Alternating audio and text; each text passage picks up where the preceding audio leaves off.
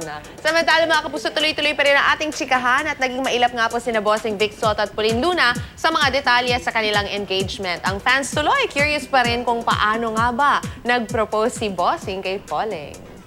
Ngayong umaga, si Pauline mismo ang magkukwento ng kilig pa more na mga eksena sa naganap na wedding proposal.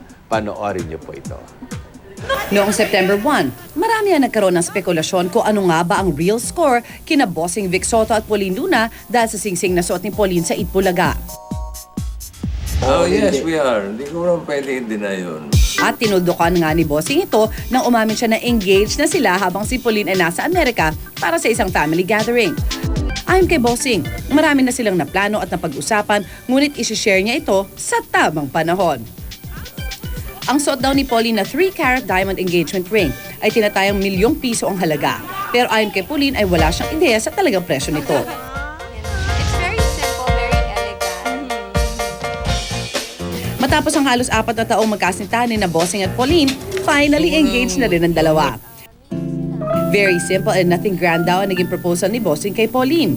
Isang araw, bigla na lang daw nilabas ni Bossing ang singsing at si Pauline na raw ang nagsuot agad nito dahil sa excitement. Sabi ko, oh my gosh! Tapos sinuot ko. Sabi niya, teka, ako dapat magsusuot sa'yo niyan. Sabi niya.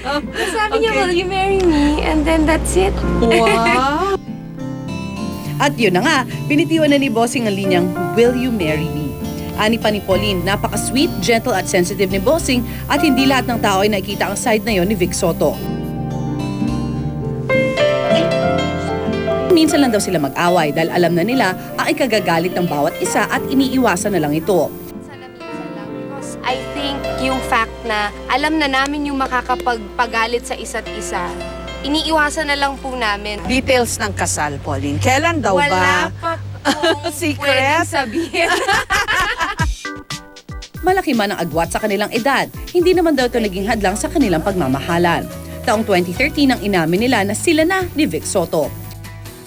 One thing that we have in common na very strong sa relationship namin is sobrang simple lang po talaga namin.